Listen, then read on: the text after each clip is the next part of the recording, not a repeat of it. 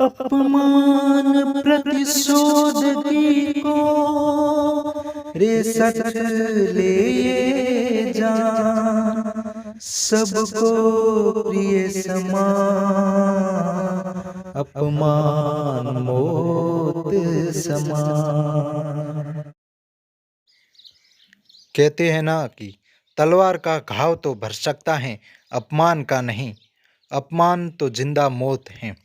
अक्सर अपमान की कोख से बदले की भावना जन्म लेती है। नमस्कार साथियों, मैं हूं दिलगीर और आज हम जानेंगे कि आखिर कैसे अपमान ने बड़े बड़े साम्राज्यों को जमीन में मिला दिया। कैसे एक साधारण व्यक्ति के अपमान ने उसे जगत गुरु बना दिया। द्रौपदी ने दुर्योधन को अंधे का पुत्र अंधा कहा था। इस अपमान ने तो भारत के भयावह युद्ध महाभारत करवा दिया। इस कड़ी में सबसे पहले बात करते हैं कदम वंश के संस्थापक मयूर शर्मन की। कदम वंश दक्षिण भारत का एक राज्य था जिसकी राजधानी बनवासी या वैजयंती थी। कदम लोग खुद को मानवीय गोत्रीय ब्राह्मण मानते हैं तथा खुद को हारीति पुत्र कहते थे। कहते हैं कि मयूर शर्मन नाम का एक साधारण ब्राह्मण जो पल्लवों की राजधानी कांची या कांचीपुरम में पढ़ने के लिए गया हुआ था, वह कांची में ही पढ़ता था तथा वहीं रहता था। किसी दिन पल्लव राज्य के किसी अधिकारी ने उसका अपमान कर दिया। प्रतिशोध की ज्वाला में जलते हुए मयूर शर्मन ने पल्लव राज्य से बदला लेने के लिए ठान ली तथा उसने धीरे धीरे सेना इकट्ठा की तथा कर्नाटक में छोटा राज्य स्थापित कर दिया।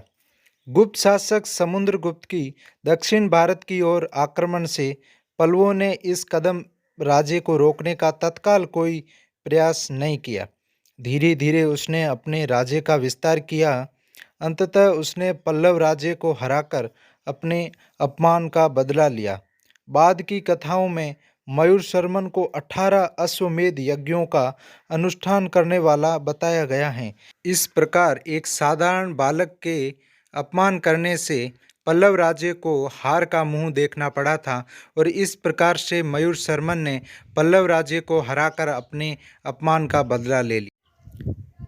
इस कड़ी में अगला नाम आता है मगध के महापद्मनंद का, जिसे पुराणों में महापद्म, महाबोधि वंश में उग्रसेन तथा सर्वछत्रांतक कहा गया है। कुछ विद्वान तो इन्हें परशुराम का अवतार तक कह देते हैं। इस महापद्म ने शिशुनाग वंश के अंतिम शासक को मारकर नंद वंश की मगध में स्थापना की। इस वंश ने 345 ईसा पूर्व से 322 ईसा पूर्व तक शासन किया। इन्हीं के पुत्र घनानंद ने चाणक्य का अपमान किया था तथा चाणक्य ने चंद्रगुप्त मौर्य के जरिए बदला लिया। खैर, वो प्रसंग फिर कभी। कहा जाता है कि महापद्म किसी गणिका अर्थात वेश्या का बेटा था। कुछ विद्वान कहते हैं कि वो निम्न कुल का अर्थात शूद्र था।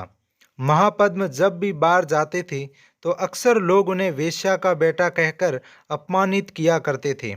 महापद्म काफ़ी परेशान रहते थे तथा खुद को कोसते रहते थे। आंसुओं से भरी आंखों से भगवान को उलाना देते थे, आखिर मुझे जन्म ही क्यों दिया। फिर उसने ठान ली कि उसे एक दिन इतना बड़ा आदमी बनना है कि लोगों की हिम्मत न हो उसका अपमान करने की। फिर उसने शिशुनाग वंश के शासक नंदीवर्धन की हत्या कर नंदवंश की स्थापना की। ये भारतीय इतिहास में पहला शूद्र वंश कहलाता है। धीरे धीरे समय बदला, समय ने करवट ली तथा जो लोग उसका अपमान करते थे वे उसकी प्रजा बने तथा वह खुद राजा बन गया। इस प्रकार से महापद्म नंद ने नंदवंश की स्थापना करके राजा बन के उन लोगों से बदला लिया जो उसका सुबह शाम अपमान करते थे। इस कड़ी में तीसरा व अंतिम नाम आता है बसवना का, जिन्हें बसवेश्वर अथवा बासु भी कहा जाता है। उन्होंने कर्नाटक में लिंगायत या वीरशैव संप्रदाय की स्थापना की। यह संप्रदाय हिंदू धर्म का अंग होते हुए भी उनसे कई बातों में अलग हैं। ये न तो वेदों में विश्वास रखते हैं, न मूर्ति पूजा में, न पुनर्जन्म में विश्वास करते हैं। हिंदू धर्म में शव जलाया जाता है तो लिंगायतों में दफनाया। खैर, ऐसा सुनने में आता है कि बासवना कर्नाटक के कलचुरी वंश के राजा बीजल के मंत्री हुआ करते थे। दरबार व राज्य पे जैनों का प्रभाव अधिक था। किसी कारणवश जैनों ने बासवना का अपमान कर दिया तथा उन्हें दरबार से निष्कासित करवा दिया। बासवना तथा उनके एक निकट संबंधी ने मिलकर लिंगायत संप्रदाय की स्थापना कर्नाटक में की। यह संप्रदाय धीरे धीरे कर्नाटक से आगे बढ़ा और विभिन्न राज्यों में फैल गया।